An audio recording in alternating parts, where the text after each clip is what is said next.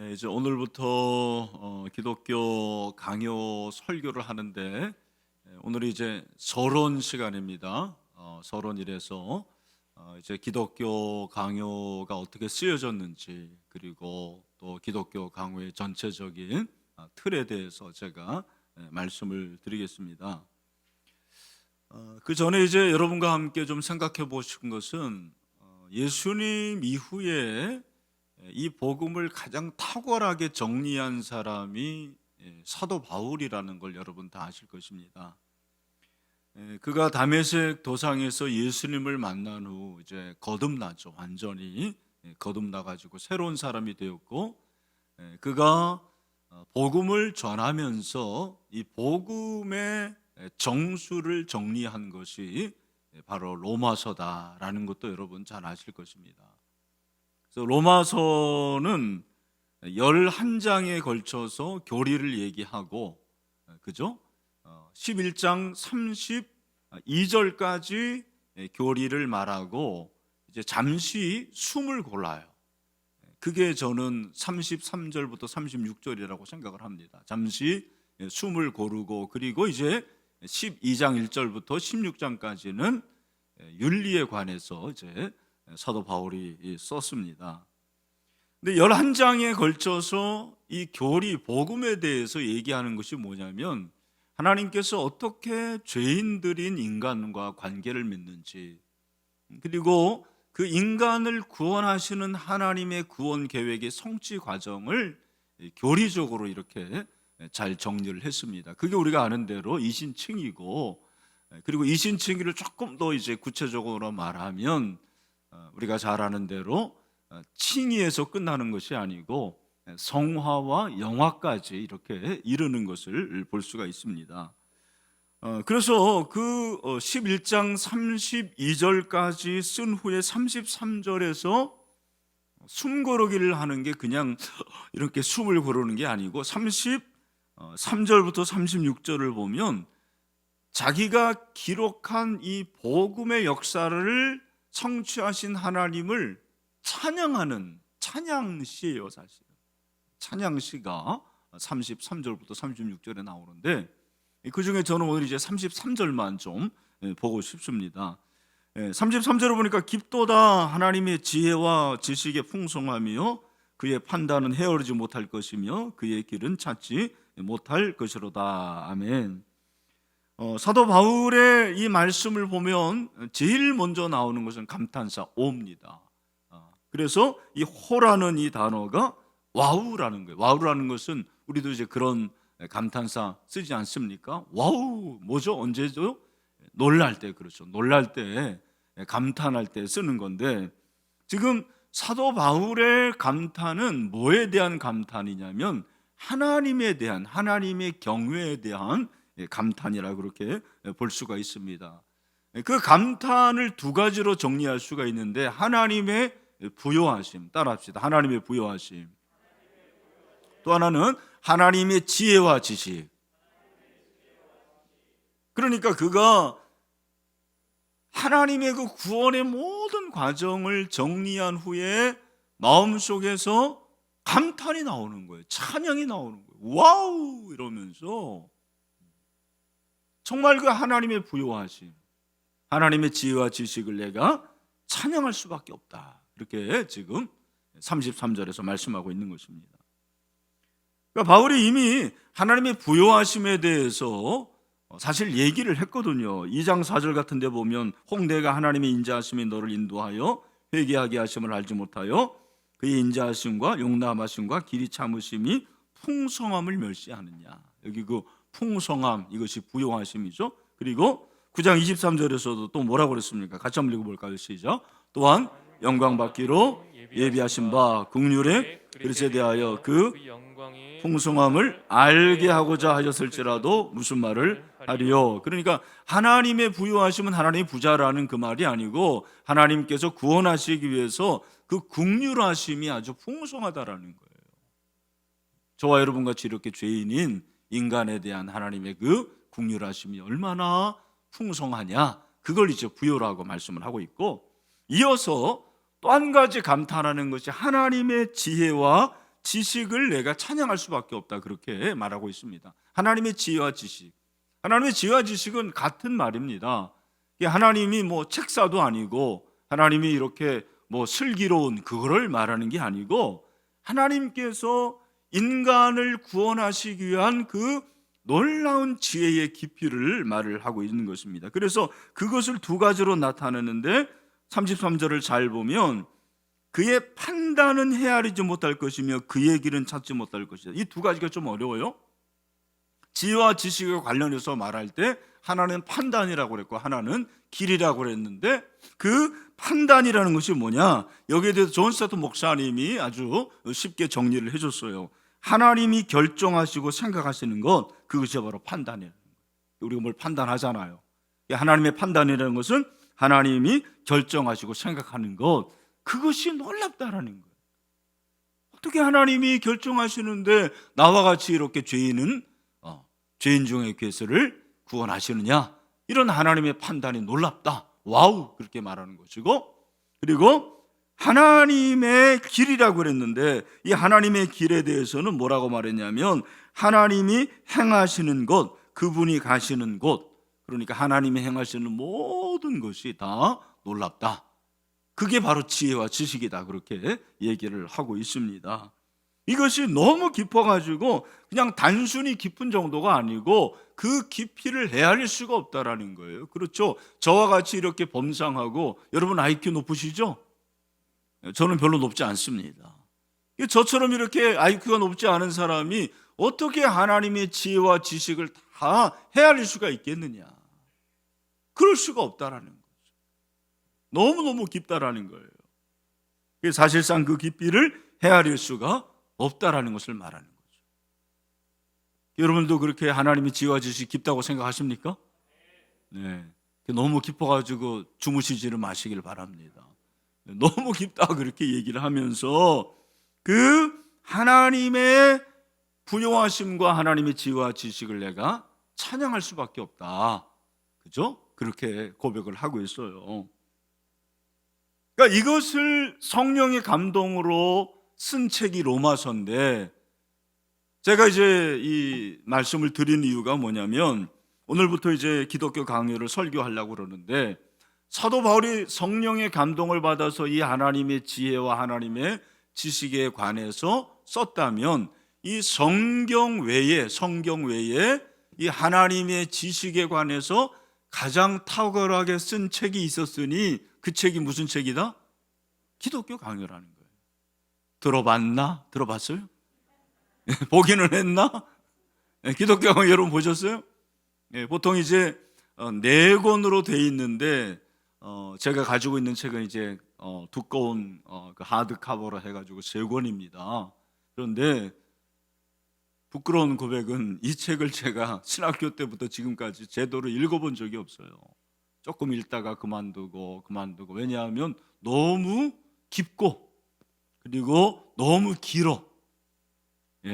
그래가지고 이거를 읽을 수가 없었는데 제가 어느 날 생각해 보니까 이 기독교 강요를 좀 나도 알아야 되겠고 우리 교인들도 알아야 되겠다는 생각이 들었습니다. 왜냐하면 이 기독교 강요는 클래식이에요. 기독교 서적의 클래식, 그러니까 고전이죠. 요즘에 인문학에서도 고전 읽기를 하잖아요. 그런데 정작 우리가 기독교 서적의 기독교 고전의 그런 부분에 대해서는 너무 문외한인 거예요. 그저 읽은 정도가 철로역정. 여러분 철로역정은 읽어보셨죠?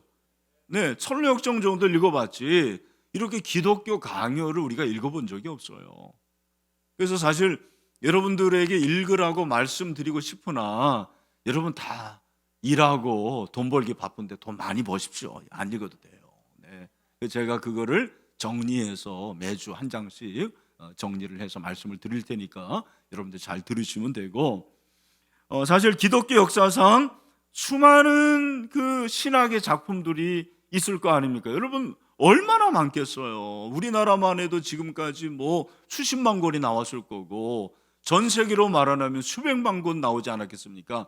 그 모든 수백만 권의 책들 중에서 가장 탁월한 책을 뭐라고 그러는 거예요? 기독교 강요라고 그래요. 이건 제 얘기가 아니고 많은 학자들이 지금까지 칼빈의 기독교 강요만큼 성경적, 신학적 유산을 가지고 있는, 가치 있는 책은 없다라고 평가를 하고 있어요. 우리가 이제 너무 높고 너무 가치가 있으면 모르잖아요. 그죠? 마찬가지로 기독교의 강요가 이렇게 놀라운 가치가 있음에도 불구하고 성경 다음으로 가는 이 진리의 원천을 우리가 도외시하면 안 되겠습니다. 그래서 제가 설교를 하는 것이고, 또 하나는 이 책은 경건서이면서 교리서입니다. 처음에 칼빈이 기독교 강요를 적을 때는 경건을 위해서 적었다고 그랬어요. 사실이 그렇습니다. 그래서 기독교 강요 책을 한번 초판을 한번 여기 사진으로 나올 때 이렇게 생겼습니다. 옛날에는 진짜 멋대가리 없이 나왔어요. 뭐 그림도 하나 안 나오고 우리가 아는 단어 하나도 없죠. 근데 그 크리스티아 밑에 깨알같이 있는 그 글의 내용이 뭐냐면 제가 가르쳐 드릴게요. 경건의 총체와 구원의 교리에서 알아야 할 필요가 있는 거의 모든 것을 포함해 경건의 열성이 있는 신자가 읽어야 할 책이라고 그랬어요. 그러니까 이 책은 누가 읽어야 되는 거예요? 신자가 누구죠? 박신자예요? 네. 내가 읽어야 할 책이, 여러분이 읽어야 할 책이거든요. 그러니까 교인이라면 다 읽어야 할 책인데 굉장히 어렵지만 이 책을 제가 소개하는 것은 이것이 교리의 책이에요. 처음에 1536년에 나올 때는 초판은 사실 경건을 위한 책이었어요. 그 당시에는 21장으로 되어 있었는데 이것이 점점점 증보돼 가지고 1559년 마지막 최종판이 나올 때는 80장이에요. 그래서 제가 이제 설교할 때는 한 장 한 장 80장을 가지고 거의 설교를 하니까 80주니까 뭐 한 2년 정도는 하지 않을까 그렇게 생각하는데, 사실 우리가 교리를 잘 말해요. 우리 교회는 이제 제자훈련하는 교회이기 때문에 제자훈련 이위원회에서 아무도 흔들 수 없는 구원이라는 그러한 교리를 14주에 걸쳐서 신론, 기독론, 성령론, 교회론, 종말론까지 다 배워요. 그죠? 저는 제자훈련에서 제일 좋아하는 그 권이 두 번째 2권이에요. 2권입니다. 근데 2권인데 그 2권의 책이 교리인데 우리가 교리를 배웠기 때문에 상당히 그래도 교리에 대해서 안다고 하지만 교리를 우리가 많이 모릅니다. 그래서 신천지가 그냥 조금 꿰면은 그냥 거기에 넘어가는 경우가 굉장히 많이 있거든요. 그래서 오늘 우리가 이제 기독교 강요의 서론에 대해서 좀 말씀을 드리면서 이 책이 어떻게 구성되었는지, 어떻게 집필되었는지를 좀 말씀을 드릴게요. 칼빈은 사실 프랑스 태생입니다.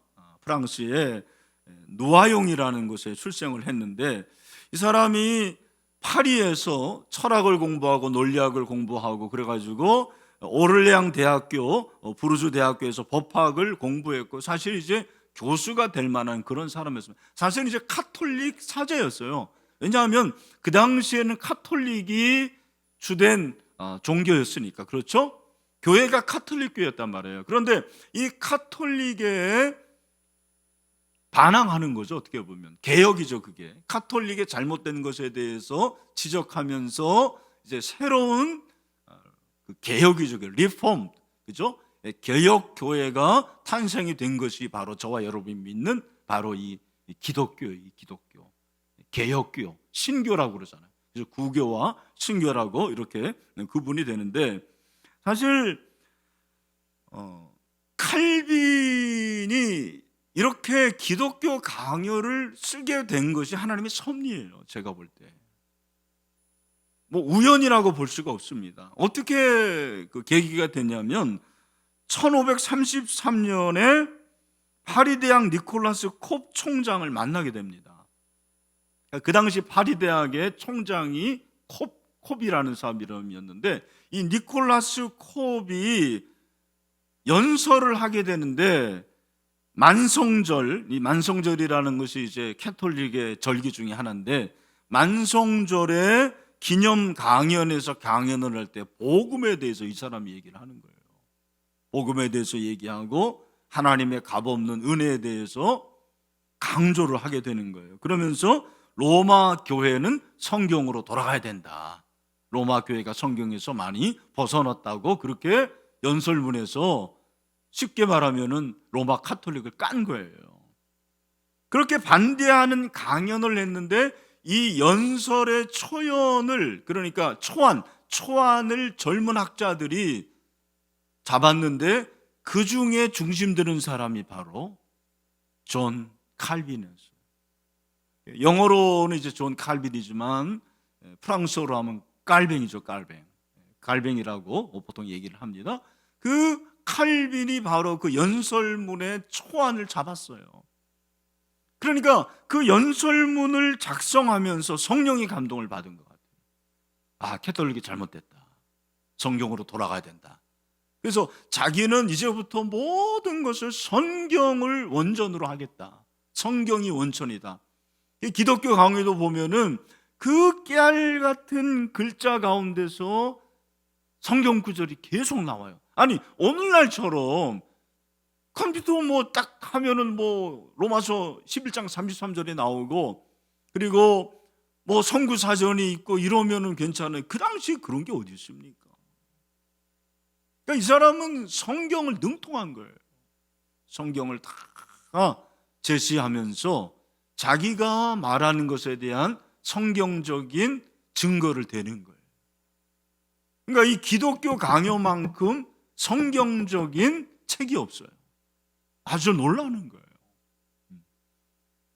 여러분, 이제 유튜브를 함부로 보지는 마시고 혹시 기독교 강요에 관심 있는 분들은 우리 교회에 오셨던 그 라은송 교수님, 작년에 오셨죠? 그분이 기독교 강요에 관한 설교를 한 유튜브가 나와요. 그걸 여러분들이 좀 보시면 이제 다음에 우리가 이제 1장 하면은 1권의 1장 그럼 여러분들도 한번 들어가 보시면 훨씬 도움이 될 겁니다. 근데 거기 보면 라운송 교수 하는 얘기가 기독교 강요와 더불어서 칼빈 주석을 함께 보라는 거예요. 제가 칼빈 주석이 있었는데 별로 쓸모가 없다고 생각해서 버렸거든요. 그래서 다시 사야 되는데 또 하나님의 은혜로 또 우리 문내성 목사님 PDF 파일이 있어가지고 제가 돈을 벌었다는 거 아닙니까? 네. 너무 감사한데 하여간 성경적인 그런 백그라운드가 있어야 된다는 것인데 그가 이렇게 그 콥 총장의 개혁을 위한 의지에 공감하고 카톨릭 교회에 저항하게 되므로 그의 고생길이 핀 거예요. 네. 그러니까 이 연설문 사건으로 해서 1534년 1월 방랑길에 오르게 되는데 이제 고난의 행군이 시작이 되는 거예요. 그의 친구들과 함께 어디를 가냐면 앙골렘으로 가는데 그 뒤티의 집에 머무르는데 그 집이 책이 한 3, 4정권이 있는 거예요. 그 3, 4정권이 있는 그 집에서 머물렀는데 어떻게 알고 또 젊은 사람들이 몰려와가지고 칼빈을 좀 만나고 싶다고 공부하고 싶다고 그래가지고 또 가명으로 지내면서 더 시골로 들어갑니다. 왜냐하면은 그 연설문을 작성했기 때문에 경찰이 그를 쫓는 거예요. 그 당시에 그는 현행범입니다. 어떻게 보면 캐톨릭에 대해서 반항하고 그죠? 구교에 대해서 개혁을 했기 때문에 그는 캐톨릭에 의해서 쫓김을 당하는 거예요. 앙골렘이라는 데서 더 깊은 시골 메츠로 더 가게 되고 그 메츠가 얼마나 추웠는지 몰라요. 그리고 중요한 것은 켈빈이 많이 아팠어요. 복통, 두통 그런 가운데서 있었습니다. 여러분 켈빈이요 건강하지 않았어요. 여기 이제 켈빈 사진이 나올 텐데 켈빈이 여기 사진은 굉장히 멋있게 나왔는데요. 진짜 사진 보면은 굉장히 마르고 인상이 별로 안 좋습니다. 아팠어요. 그리고 마지막 판 쓸 때는 겨울에 열병으로 인해가지고 죽기 직전에 썼어요. 그런 가운데서 기독교 강요가 나오는 거예요. 그 매치에 갔는데 세상에 하인 중에 한 놈이 또 돈을 가지고 도망갔어요. 항상 적은 내부에 있습니다. 예, 그래가지고 1페니도 없었는데 그래도 다른 하인에 의해서 돈을 좀 받아가지고 스트라스부르크로 가는 것입니다. 그래서 스트라스부르크의 국경을 넘었습니다. 스트라스부르크는 오늘날도 프랑스입니다. 저도 한번 가본 적이 있는데 스트라스부르크에서 이제 스위스와 독일로 가는 거예요. 그가 그 스트라스부르크 국경을 건너가지고 간 곳이 어디냐면 바로 바젤입니다. 그 바젤로 가기 전에 부츠를 만나게 되고, 그죠? 그리고 1535년에 바젤에 도착해가지고 방을 전세내가지고 연구에 몰두를 하게 되는 거예요. 여기서 책을 썼는데 이 책이 이제 1536년에 나와요. 4월에 기독교 강요 초판이 출간이 되는 거죠. 아까 여러분 보셨잖아요. 그 책인데 이 책을 쓸 때 칼빈의 나이가 27살. 이야, 어떻게 27살에 이런 책을 쓰는지 모르겠습니다. 여러분들은 27살에 뭐 하셨어요? 네? 저는 2배를 먹었는데도 그 책을 읽기도 어려운데 이 책을 그는 쓴 거예요. 기독교 강요를 쓴 것입니다. 처음에 쓸 때 초판이 6개 장으로 구성이 되어 있는데 첫 번째가 이제 율법입니다. 십계명. 그다음에 두 번째가 신앙, 사도신경, 세 번째가 기도인데 주기도문이고, 네 번째가 성례, 다섯 번째가 거짓 성례, 여섯 번째가 그리스도인의 자유, 교회의 권능, 그리고 정치 조제. 그러니까 기독교 강요는 굉장히 교리적인데 그 교리라는 것이 십계명이 기본이 그 사도신경과 그리고 기도가 주기도문이에요. 이 세 가지가 가장 중요한 거예요. 기독교 강요를 통해서 우리가 이 세 가지를 아주 철저하게 알 수가 있는 거고, 이 초판이 나왔을 때 그야말로 센세이션이 일어난 거예요. 와, 이런 책이 어딨냐. 칼빈은 졸지에 유럽의 기독교의 사에서 아주 정말 입지적인 인물이 되는 거고, 그가 인류 신학자의 반열에 오르게 됩니다. 그래서 많은 사람들이 그를 만나려고 해요. 그리고 그가 그렇게 많은 사람들을 지도하는 지도자의 역할을 하게 되는 거죠. 그래서 그의 기독교 강요 초판의 저술 의도를 아까 제가 이미 말씀을 드렸는데 다른 게 아니고 그 프랑스 국민들, 그 예수 믿는 사람들로 하여금 하나님을 더 잘 알게 하기 위해서, 경건에 이르도록 힘쓰게 하기 위해서 이 책을 지었다고 그렇게 본인은 얘기를 하고 있습니다. 그런데 자, 여기서 여러분 알아야 될 것은 처음에 1536년에 초판을 쓸 때는 그 책을 라틴어로 썼어요. 라틴어로 썼습니다. 그러니까 많은 사람들이 읽을 수 있겠어요, 없겠어요? 없어요. 프랑스 일반 국민들이 라틴어를 읽을 수가 없는 거죠. 근데 우리 총신의 그 문병호 교수 같은 분은 세상에 라틴어 그 번역본을 가지고, 그러니까 그 라틴어 본을 가지고 한글 번역을 했어요. 참 대단한 분들 많아요. 그래서 라틴어로 쓰고, 그리고 이제 사람들이 더 잘 읽을 수 있도록 2판, 3판, 4판, 5판. 그래서 1539년, 43년, 50년, 그리고 59년에 최종판이 이제 발간이 되었고, 이 최종판의 내용이 이제 4편입니다. 여러분 이것만 아시면 되는데 한번 읽어보겠습니다. 여러분 너무 듣기만 하니까 심심하시니까 시작. 창조해 주신 하나님에 대하여, 이게 뭐예요? 신론. 그 다음에 2편이 뭐예요? 구속주이신 하나님 지식에 대하여, 이건 뭐예요?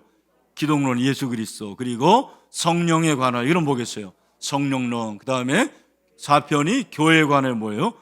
교회론. 요 4가지가 최종판이에요. 그래서 제가 설교할 때 요 4편을 가지고 신론, 기독론, 성론론, 교회론, 이렇게 해가지고 여러분들에게 이제 설교를 하려고 합니다. 이제 칼빈이 그러면은 기독교 강요를 쓰게 된 동기가 굉장히 중요하다고 저는 생각을 하는데, 2가지를 여러분들이 기억하시면 돼요. 첫 번째는 뭐냐면 자기 신앙에 대한 고백이에요. 신앙 고백. 두 번째는 변호입니다. 짧게 여러분들이 기억하시면 돼요. 뭐냐면 신앙의 형제들을 위한 신앙 고백을 가지고 기독교 강호를 쓴 거예요. 이걸 어떻게 알 수 있냐면 기독교 강호 책을 보면은 그 1장 전에 프랑스의 프리드리 1세에게 헌사를 하는 내용이 나옵니다. 그게 뭐냐면 그 프랑스 왕이 캐톨릭 신자란 말이에요. 그 캐톨릭 신자인 왕에게 뭐가 잘못된지를 가르쳐 주면서 자신의 신앙을 고백을 해요.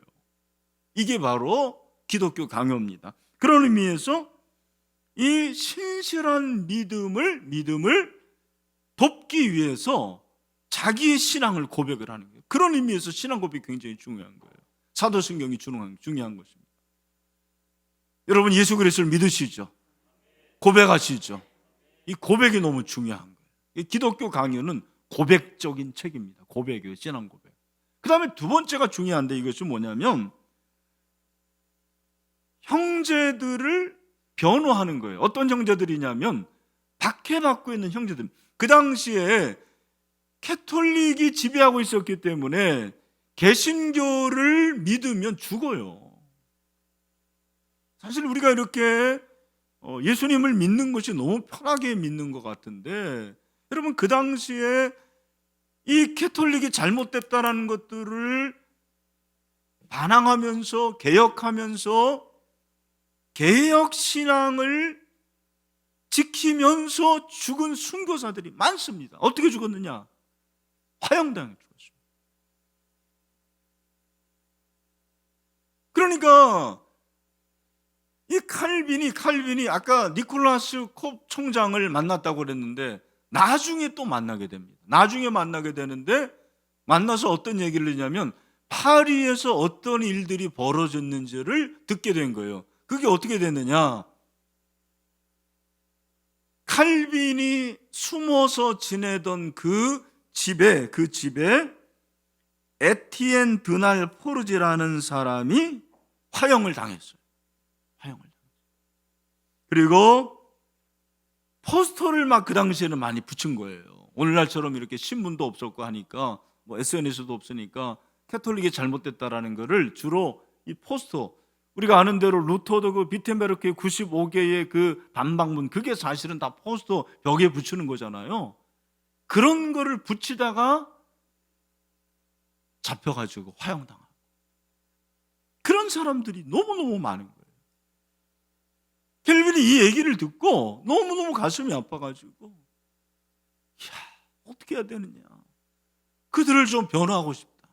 고통받고 있는 형제들, 고통받고 있는 성도들을 변호하는 목적으로 이 기독교 강요를 쓴 거예요. 그러니까 기독교 강요는요 굉장히 가슴 아픈 책입니다.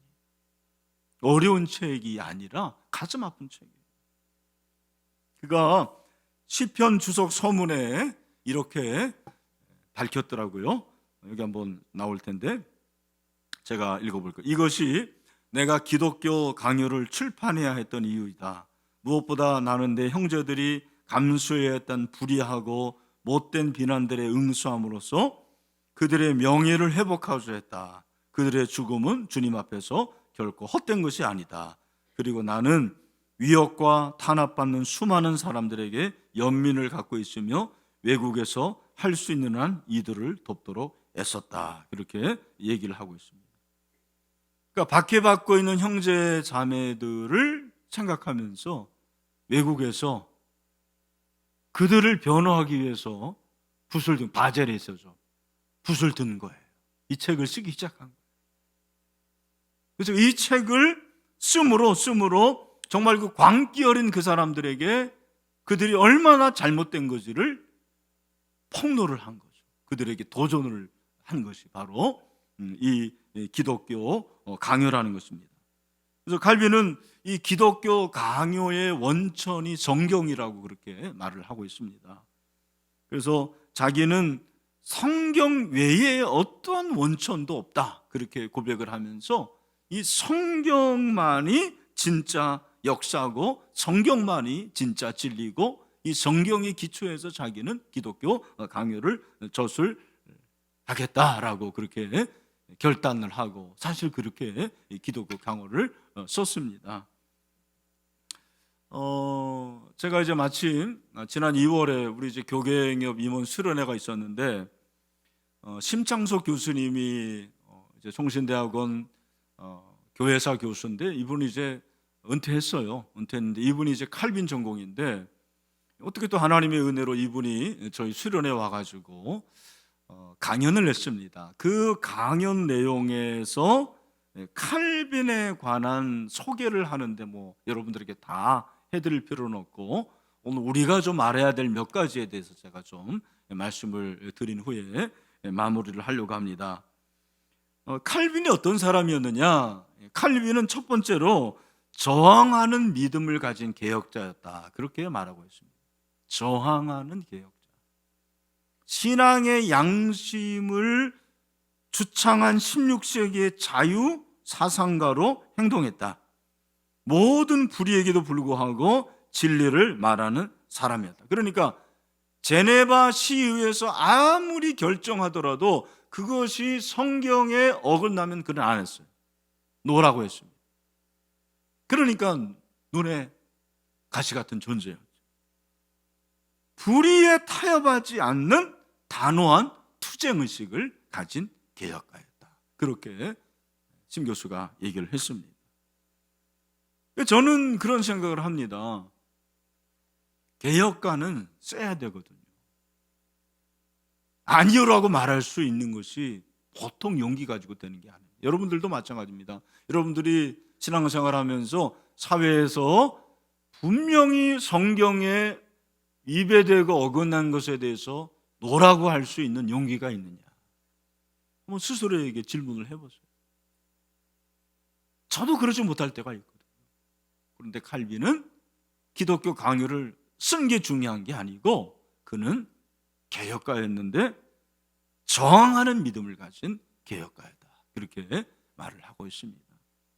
우리 신일교회 오늘 이 예배를 드리고 있는 저와 여러분 모두가 정말 성경이 노라고 하는 것에서 노라 할 수 있는, 성경이 예스라고 할 수 있는 것에 예수할 수 있는 그런 믿음이 있게 되기를 주님의 이름으로 축원합니다. 또 한 가지, 칼빈은 예언자로서의 개혁가였다는, 무슨 말이냐면, 그러니까 종교개혁 시대가 바로 그 앞이 중세였는데 중세기는 여러분이 아시는 대로 정말 영적으로 암흑기였습니다. 왜냐하면 사제들이 다 배부른 거예요. 사제들이 다 배가 불러가지고 돈만 좋아하고 예언가가 없었다라는 것입니다. 그러니까 이때가 마치 예수님 시대와 같다라는 거예요. 왜? 예수님 시대가 중간기 이후에 그 제사장들이 다 배가 불렀어요. 그 제사장들이 다 탐욕에 아주 물들었습니다. 그래가지고 그냥 배가 불러가지고 치부하고 부패한 삶을 살았는데 바로 그들을 지적한 분이 누굽니까? 예수님이잖아요. 예수님이 그 일을 하셨단 말이에요. 그러니까 칼빈 시대도 마찬가지라는 거죠. 종교개혁 이전에 그 중세의 어두움 가운데서 사제들이 얼마 배가 부르는지 몰라요. 돈을 좋아하고 그때 예언자적인 소리를 냈다라는 거죠. 그래서 그는 예언자적인 개혁가이다, 그렇게 평가를 합니다. 저는 오늘날도 마찬가지로 생각을 합니다. 참 이 시대가 점점 배부르는 시대 아닙니까? 목사들도 마찬가지고 우리 평신도들도 배부른 걸 좋아하고 또 돈을 좋아하고 욕심이 많고 이런 가운데서 이 기독교 강요를 통해서 우리가 깨달아야 될 것이 무엇이냐면 어떻게 하나님의 그 말씀에 우리가 귀를 기울이고 이 시대에 대해서 예언할 수 있을 것인가 라는 것을 한번 생각해 보는 거죠. 물론 우리가 뭐 그렇게 얘기한다고 해서 얼마나 많은 사람들이 듣겠습니까? 그러나 그것은 하나님의 손에 있는 것입니다. 그렇죠? 우리는 우리 일을 다하면 되는 것이죠. 마지막으로 제가 말씀드리고 싶은 것은 조금 전에 말씀드린 대로 1559년에 최종판 저술을 할 때 그는 겨울 4일열, 이게 열병인 것 같아요. 열병으로 인해 가지고 죽음의 날이 임박했다고 생각을 했습니다. 그럼에도 불구하고 마지막 기독교 강요를 저술하는데 심혈을 기울였습니다. 그래가지고 기독교 경우가 완성이 된 것입니다.